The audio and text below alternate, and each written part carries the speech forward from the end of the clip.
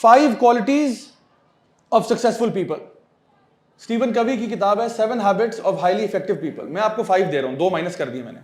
5 habits of highly successful people, not even effective, successful people. پہلی habit اللہ تعالیٰ فرماتے ہیں الذین یؤمنون بالغیب. یہ وہ لوگ ہیں جو غیب پر ایمان لاتے ہیں. یہ وہ لوگ ہیں جو نمبر 1 کوالٹی کیا ہے, غیب پر ایمان لاتے ہیں. غیب پر ایمان کیا ہے؟ آمن باللہ وملائکتہ وکتبہ ورسلہ ویوم الآخر والقدر خیرہ وشر. یعنی یہ غیب پر ایمان لاتے ہیں, اللہ پر ایمان لاتے ہیں, اللہ کے فرشتوں پر ایمان لاتے ہیں, پچھلی کتابوں پر ایمان لاتے ہیں, اللہ کے نبیوں اور رسولوں پر ایمان لاتے ہیں, قیامت کے دن پر ایمان لاتے ہیں, اور اللہ تعالیٰ کی تقدیر پر ایمان لاتے ہیں. یہ 6 چیزیں, حالانکہ انہوں نے اللہ کو دیکھا نہیں, اللہ کو مانتے ہیں. کوئی تو ہے جو نظام ہستی چلا رہا ہے, فرشتوں کو دیکھا نہیں لیکن پتہ ہے کہ میرے کندھوں پہ فرشتے بیٹھے ہیں, کرامن کاتبین, سب کچھ لکھ رہے ہیں. پچھلی کتابوں کو ساروں کو مانتے ہیں, انبیاء اور رسولوں کے سارے سلسلے کو مانتے ہیں. یہ مانتے ہیں کہ قیامت کا دن آئے گا, میرا حساب کتاب ہوگا. اور یہ مانتے ہیں 6ٹھی چیز یہ کہ اللہ تعالیٰ کی تقدیر ہے, اللہ تعالیٰ کے فیصلے ہوتے ہیں. یہ جو اس پر ایمان لائے گا الذین یؤمنون بالغیب ویقیمون الصلاۃ. دوسری صفت کیا ہے ان کی؟ نمازوں کو قائم کرتے ہیں. یقیمون الصلاۃ, نمازوں کو قائم کرنا, نماز پڑھنا نہیں, نماز قائم کرنا. قائم کرنے کا مطلب ہے 5 وقت کی نماز پڑھتے ہیں, ریگولر ہے نماز میں, قائم کر چکے ہیں. نبی کریم صلی اللہ علیہ وسلم کی حدیث ہے, آپ نے فرمایا کہ ہمارے میں اور کفار میں کیا فرق ہے؟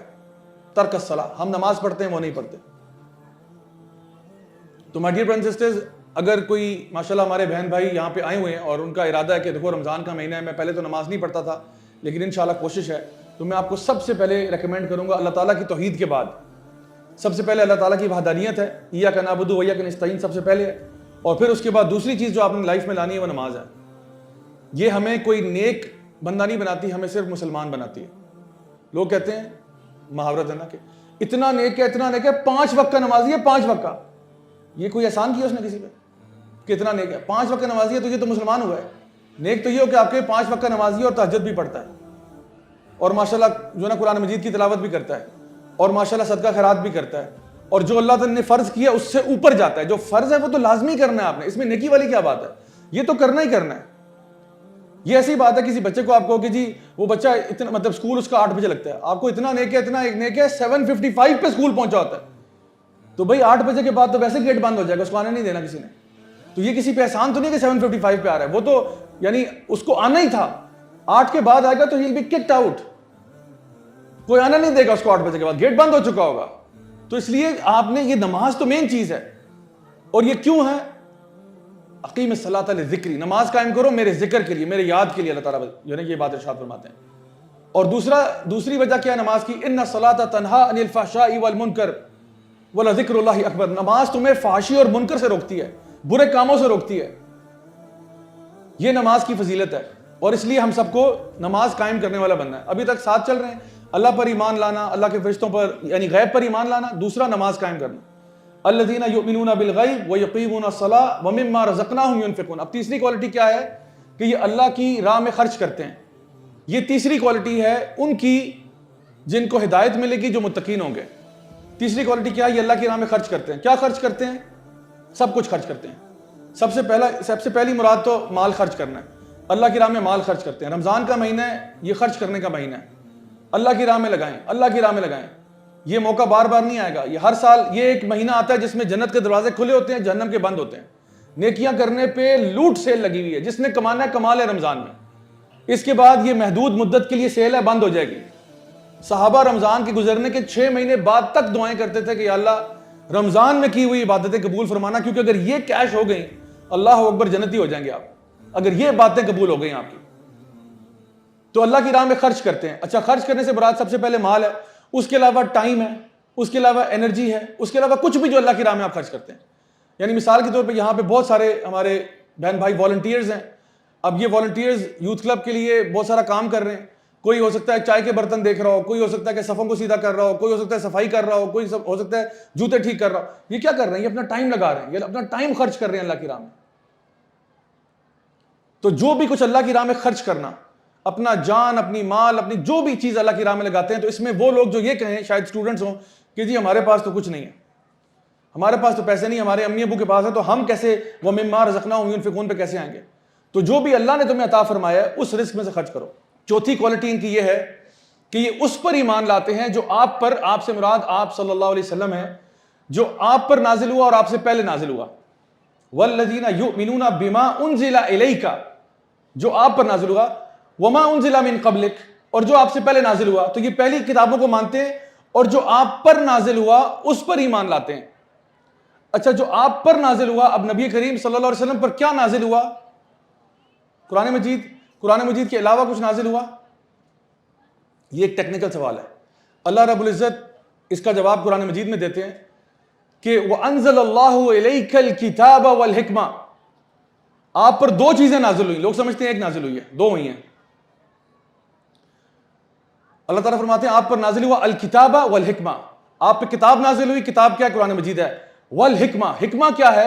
امام الشافعی رحمہ اللہ فرماتے ہیں حکمہ یہ نبی کریم صلی اللہ علیہ وسلم کی سنت ہے, یہ بھی نازل ہوئی ہے.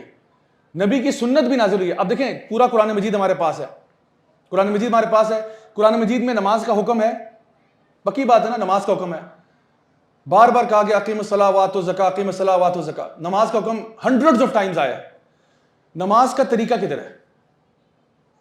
پورا قرآن چھان مالے, نماز کا طریقہ نہیں ملے گا آپ کو کہ سب سے پہلے ہم, اچھا یہ بھی نہیں ملے گا کس میں کتنی رکعتیں پڑھنی ہے, فجر کی کتنی ہے, ظہر کی, سنت, نفل, کوئی ذکر نہیں ملے گا پورے قرآن میں. نہیں, اللہ تعالیٰ نے ہنڈریڈز آف ٹائم حکم دیا ہے نماز پڑھو, نماز پڑھو, نماز پڑھو. سوال ہے کیسے پڑھوں, کیسے پڑھوں؟ وہ طریقہ کدھر ہے؟ وہ نبی کی سنت میں موجود ہے اور اس کے علاوہ کوئی طریقہ نہیں ہے. طریقہ کیا ہے؟ آپ کہتے ہو, آپ مصلی پہ کھڑے ہوتے ہو, قبلہ رخ ہوتے ہو, اللہ اکبر, ہاتھ باندھتے ہو, یہ سارا طریقہ کار ہے نا. پھر آپ رکوع میں جاتے ہو, پھر سجدے میں جاتے ہو, پھر تشہد میں بیٹھتے ہو, پھر سلام پھیرتے ہو. یہ پورا طریقہ جو ہے, اس کے علاوہ آپ نماز نہیں پڑھ سکتے. کوئی بندہ کہتا ہے میں اللہ اکبر نہیں کروں گا, میں بس ایسے ہی اوپر آسمان کی طرف دیکھوں گا اور اللہ اکبر کیا کہ اوپر کی طرف, اور بجائے سورہ فاتحہ کے سورۃ البقرہ پڑھنا شروع کر دوں گا کیونکہ سورۃ البقرہ تو زیادہ بڑی ہے نا, تو سورہ بقرہ پڑھوں گا. یہ نماز قبول ہے؟ نہیں قبول ہے. یہ نماز ہے ہی نہیں. وہ جو اللہ تعالیٰ کہہ رہے ہیں اقیم الصلاۃ, یہ نماز ہی نہیں ہے, یہ تو کچھ اور چیز کر رہے ہیں آپ. تو جو طریقہ ہے نماز کا وہ نبی کی سنت میں ہے, وہ بھی نبی کریم صلی اللہ علیہ وسلم نے اپنی طرف سے ایجاد نہیں کیا, وہ ان پر نازل ہوا ہے کہ اے نبی اس طرح نماز پڑھنی ہے. فجر کی نماز ایسی ہے, ظہر کی نماز ایسی ہے, عصر کی نماز ایسی ہے, یہ مغرب ہے, یہ عشاء ہے, یہ وتر ہے. یہ سارا طریقہ کار بھی نازل ہوا ہے. تمام روزے کے احکامات جو ہیں وہ نازل ہوئے ہیں. نبی کریم صلی اللہ علیہ وسلم نے اپنی طرف سے نہیں گھڑ لیا کہ روزہ اس طرح ہوگا اور ایسے ہوگا. حج اور عمرہ کے احکامات جو ہیں وہ نازل ہوئے ہیں نبی کریم صلی اللہ علیہ وسلم پر. ایسا نہیں کہ نعوذ باللہ آپ نے خود سے فیصلہ کر لیا کہ یوں حج کر لیتے ہیں, ایسا نہیں ہے. یہ ہر چیز اللہ کی طرف سے ہے.